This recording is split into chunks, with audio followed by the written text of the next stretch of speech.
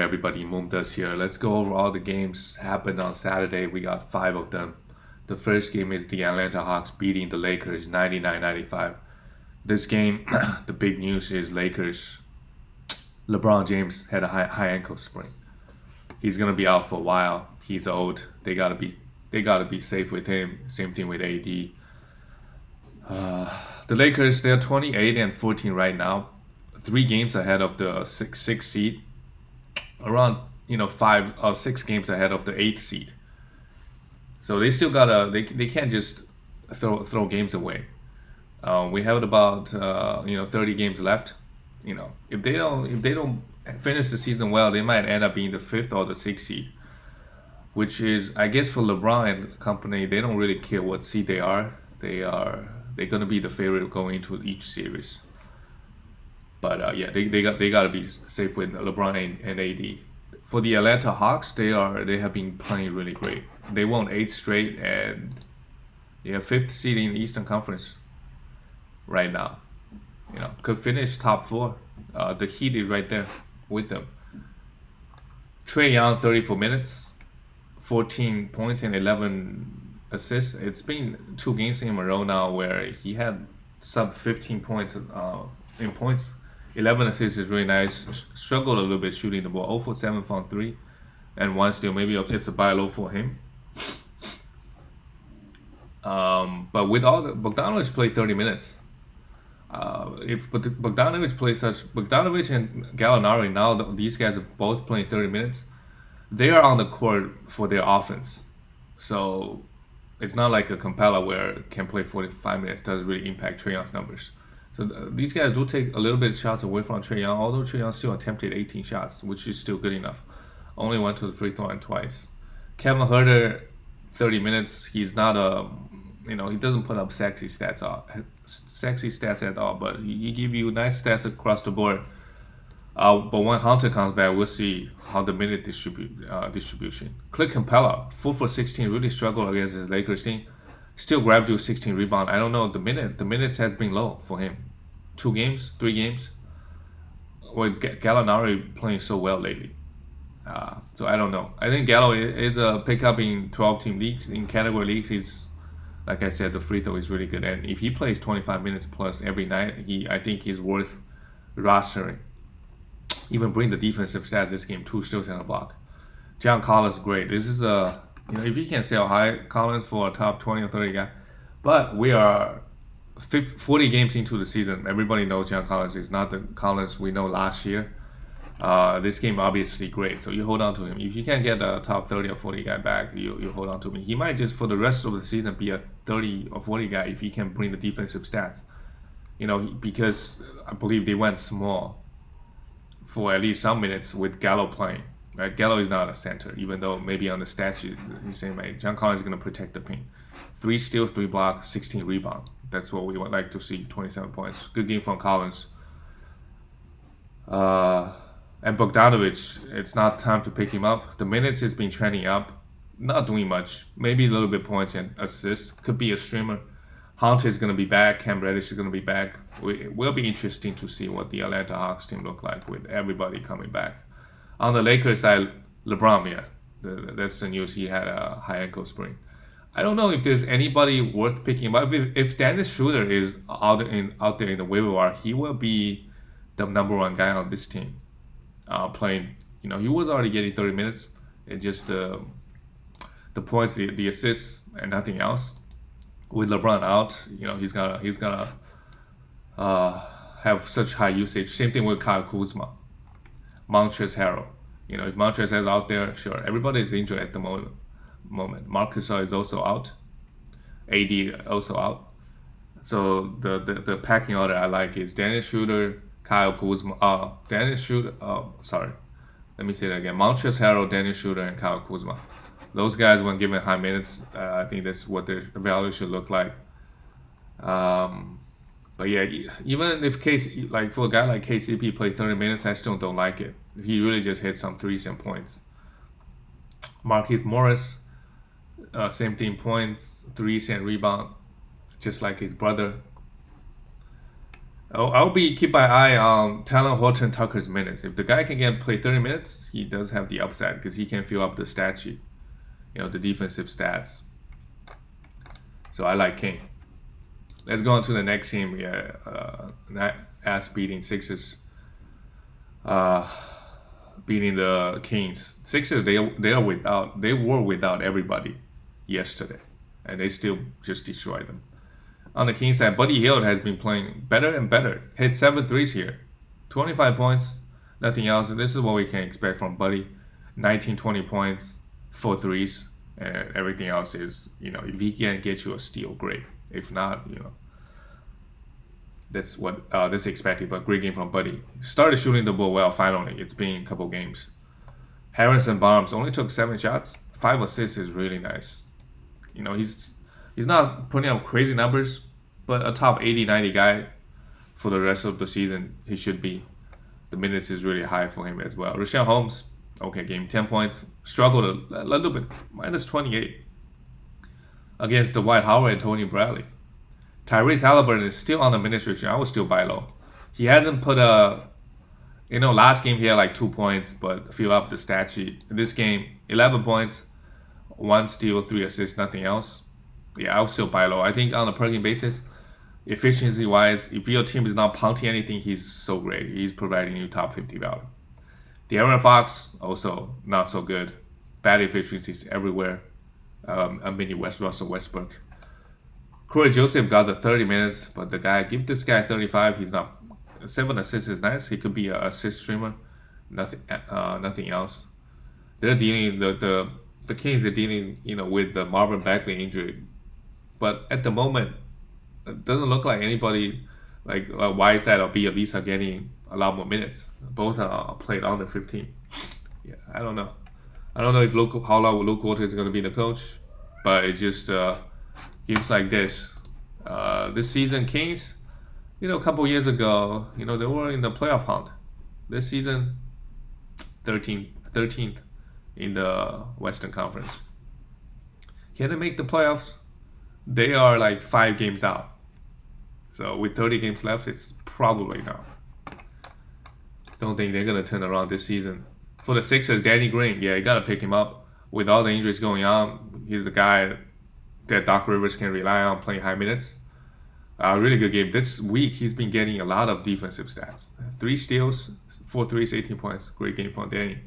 Tobias Harris also gonna go off. I think you should sell high before Embiid comes back. If you can get a Paul George, if you can get a Zach LaVine, if you can get all those guys in the top 20s, you should get them. Tobias is all the way to 19th after this game. Paul George should be better, while Zach LaVine is 15th. That's kind of hard to get. But to me, Tobias is Jason Tatum, Bam, all those guys should be better than Tobias, in my opinion. Although he's just been so good, Tobias, shooting 52%. I believe he can do that. It would be close. 90% from the free throw, sure. Just really, really good across the board in 9 category leagues. Tony Bradley and Dwight Howard, both guys can stream them without Embiid. Embiid is still like 2 weeks, 1 week out. Both had a great game against his bad Kings team. Dwight Howard, 3 blocks and 13 rebounds, great. Matisse Thybulle also. Ben Simmons is out, so with Ben Simmons out, he's a must roster. Although Ben Simmons, the injury is not too serious, I think. What is his serious? Yeah, he's questionable in the next game. So with Ben Simmons back, Matisse Thybulle plays around 20 minutes. When that happens, he's not a must roster. Shake Milton, great, 28 points. If you can get any value back for this guy, you do it. Even with this game, he went out but did nothing else. Let's go to the next game. The Warriors losing to the Grizzlies. Yeah, the Warriors. They're at a crossroad as well. They're the 9th seed in the Western Conference. Do they want to keep winning or do they want to, tank? Can they beat the first? Okay, Jazz. Who knows? I'm not that confident that Jazz, the Suns, they're just gonna. If they end up being the first seed, they're just gonna get easy wins over the 8th seed. The West Conference is pretty good. The Mavericks. Who knows? They might beat them. Andrew Wiggins without Curry, wow, what a great game from Wiggins from the free throw line. 83%, 20 points, 2 steals, 9 rebounds. Good game. To me, he should be a top 100 guy for the rest of the season. Draymond Green, without Curry, the assist numbers is just off. Three assists, 8 rebounds, a steal and a block. Draymond needs Curry to play well, in my opinion. Kelly Oubre Jr., 2 blocks. He's been very, very underwhelming. Maybe a buy low from Kelly. Just so if you don't care about the field goals, Kelly Oubre could be good, giving you 1.1 steals and 0.8 blocks. His value is gonna depend a lot on how many defensive stats he's gonna bring. Have a 3 steal, 3 blocks game, his value goes up by a lot. Jordan Poole, without Curry, I think he's a must roster. 30 minutes. The minutes is super, super high. But Curry might just be back the next game, so be careful of that. 20, filled up the stat sheet. And then on the Grizzlies side, Dylan Brooks continue to, destroy your field goal. 19 points is good. 1 block. This is what I like about Dylan Brooks this season. Bringing the defensive stats. It's just the field goal is so bad. If you ignore the field goals, 15.6 points, great. 2 threes, 1.3 steals and 0.4 blocks, great. And even 85% from the free throw line, even though I'm pretty low attempts. It's just the field goal. Yeah, if you're not pounding field goal with this guy, you got to drop him. Or try to make a trade. Kyle Anderson, 30 minutes. Okay numbers, 8 rebound and 4 assists. Just want to see him getting the defensive stats. And this Grizzlies team, every single game, the minutes is such a joke. Valanciunas 19 and 15, 2 blocks. Valanciunas has been great. If you can sell high, if you don't need his rebounding, target guys in the top 50. Him plus another guy. I don't know if this level of performance is sustainable after the All-Star break. Maybe it can. Maybe it can. We don't know.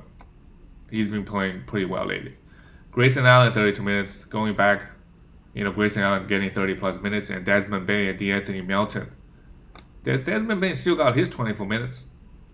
But Melton, the best fantasy guy on this team, I think, given the minutes, only got 10 minutes. Was he some kind of foul trouble?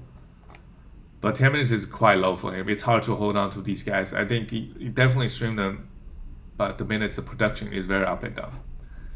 Ja Morant, 5 for 20. What a bad game from Ja. If you're gonna buy low from him, look at your team build first. If you don't care about because he doesn't hit a lot of threes, he mainly give you the assists and the points. If you're gonna buy low, you're not gonna get you're not gonna trade garbage back for Ja Morant. You gotta throw some guys that's valuable. So make sure getting Ja Morant actually helps your team because he can get plenty of assists. That's pretty much it. So if you really need assists, if the best team in the league has a lot of assists and you're right there, sure, you can trade for Ja. But that's about the only category he's really contributing for your team. The next game is the Spurs losing to Milwaukee Bucks. The Spurs, DeRozan, what can you say about this guy? I think as long as he's playing this season, he's going to be a top 35 guy. It's just so good this season, just so efficient. I mean, this game not so much from the field. And 1 turnover. The Spurs guys, they don't turn the ball over. Okay, Derrick White and Pirtle, both pretty bad. DeRozan, 22 points, 13 assists, a steal and 2 blocks. What else can you say? Great. Keldon Johnson after his 2020 game last game. Still, the defensive stats is lacking. If the guy doesn't get any defensive stats, the points, the rebound, the efficiency is okay. It's hard to hold on to him, even though he played 34 minutes a night. To become a Kobe White with no defense, no defensive stats. We really want him to get defensive stats. Jacob Pirtle, 4 personal fouls was, this guy is gonna struggle from time to time, get into foul trouble a lot. Still okay game, but still in a block. If he blocked 2 shots, that's a great line. Only 1 block, 6 rebound, 8 points. I think this is a must roster guy. If he doesn't put up sexy stats, so if somehow he gets dropped in your category leagues, you gotta use your first waiver wire on this guy. Lonnie Walker went off, 31 points. On crazy efficiency, this is like Norman Powell Just crazy efficiency, a lot of points and nothing else. 2 steals is good. Don't expect him to do this next game. While Derek White struggle. Go buy low. If he gets dropped, pick him up. You know. Also, could the guy have top 60 upside? Although he hasn't been doing that at all this season. He had like 1 or 2 games where he really had a lot of steals and blocks. This season, 157th ranked player in 26 minutes. 0.7 steals is really low, and the guy is shooting 37%. So him is a whole to me. He has pretty good upside. If he gets dropped, I would scoop him up. But yeah, if you're gonna trade him, I don't know. Only trade a droppable guy. That's it on the Spurs side. On the Bucks side, Chris Middleton continues to play great. 23 points, great efficiency. Giannis, the counting stats look fine. Just want to see a little bit defense. Otherwise, Giannis has been so good this season. If he pounding free throws, he's top 2 value in category leagues. Low pass, no blocks, no value. 11 points, yeah, don't really care about that. Want the guy to get blocks. Against this San Antonio Spurs team, yeah, I can imagine. Spurs, they don't give out a lot of steals or blocks. A lot of passing. Dante DiVincenzo, 13. Yeah, this guy is a 12 team 9 category. He's been playing so well lately. 3 steals, 13 rebounds. Gotta grab him up. The minutes is consistent, and if the steals are there, you gotta roster him. Drew Holiday, pretty good game. 21 points, a block. I want to see more defense. It's good game, but like I said, the Spurs, they just don't really turn the ball over that much, and they don't get blocked that much. So, Oh yeah, PJ Tucker played 12 minutes. It seems like at this point he doesn't really impact anybody. If anybody, it's Bobby Portis, and Bobby Portis is a guy I haven't talked about a lot. There was a stretch of games he was playing really well, but yeah. Those times were long gone. He was only playing 20 minutes and putting up huge stats. It's like a Thaddeus Young, and now just ridiculous stats in 22 minutes. And now it's 15, so drop him for sure. And the last game of the night is the Clippers beating the Charlotte Hornets. On the Hornets side, Terry Rozier exited the game with the hip injury. So if Devontae Graham and Miles Bridges are out there, sure, pick them up. If Terry Rozier are gonna miss some time, those guys are gonna get a bit more minutes. I don't know how much value they're gonna give, but it's worth pick up. See what happens. Gordon Hayward, 17 points, 8 rebounds, 4 assists, no defensive stats, an okay game. I mean, as a team, they got destroyed. PJ Washington also had an ankle sprain, but played the rest of the game. Yeah. 6 points, 2 blocks, bad game. Biyombo started in place of Cody Zeller. Pretty bad, but he could be a rebound and block streamer as long as Cody Zeller is out. LaMelo Ball was maybe put up the best fantasy game out of the bunch. 3 steals is really good. 2 assists, 5 rebounds, bad efficiency everywhere. By low, I think LaMelo Ball, the minutes also low, had 4 personal fouls. Miles Bridges shot the ball pretty well. And I'll be monitoring Devontae Graham's minutes. If the guy can get up to 30, 35 minutes, he's worth rostering maybe. The assist is really nice. And he hit some threes, but everything else is pretty much negative. Malik Monk, 50 minutes, nothing else. If he somehow still got this guy on the team, his time is over. Devontae Graham is back, and the hot shooting fell off, not really providing you any value. And on the Clippers side, Kawhi Leonard. The counting stats looked, not so good. No personal fouls, no turnover. 17 points, 4 steals is really nice. Kawhi Leonard this season, the steal numbers has been pretty low for him. He's still the 5th ranked player in 9 category leagues. The steals is low, 1.7. Okay, after this game, the steals is around there. Really efficient, and he could be a top 3, top 4 guy. Who knows? The points, he could average more than 26 points. He could even get more assists, 4.9 right now. He's a 9 category machine, Kawhi Leonard. This season only averaging 1.9 turnovers as well. So really good game, a really good season from Kawhi. Although there are a couple of errors, he can even be better. Marcus Morris 21 points, not interested. Zubac with um, what's his name out? Serge Ibaka out. I think Zubac is a must roster. Although this game it's easy, the game was a blowout. You know, he only played 25 minutes, but the guy played 20 30 minutes. He's a must roster guy for sure. Paul George had one of his best games. Not still no steals or blocks, but the assist is really good. He should be around this ranking 20th, but I think Jason Tatum should be better than him. So if you can trade him for Jason Tatum, I would probably do it. Although the value is pretty close, pretty close. The biggest problem is with him is the rest of the line looks fine. Like he's gonna give you 23 points. He's gonna hit 3.5 threes. He's gonna the 6 rebound, the 5 this season 5.4 assists. Really good, more than Kawhi Leonard. It's just a 1.1 steal. It's so low. Over the years he was 1.5, 1.7, 1.8. When he was in OKC, he led the league in steals. Only 1.1 this season, and I don't know if he can turn this around. This is how big one category can have on his value. If Paul George is averaging 1.7 steals for the season, he will be around top 10, 11, 12, but he's not doing that. Because if you compare him to Fred VanVleet, he's got more points. Ignore the steals. He's got more points. He's got more threes. He's got more rebound. Assists, Fred VanVleet is a little bit bigger, but so much better efficiency-wise. And the rankings, Fred VanVleet is 14th ranked. So, yeah.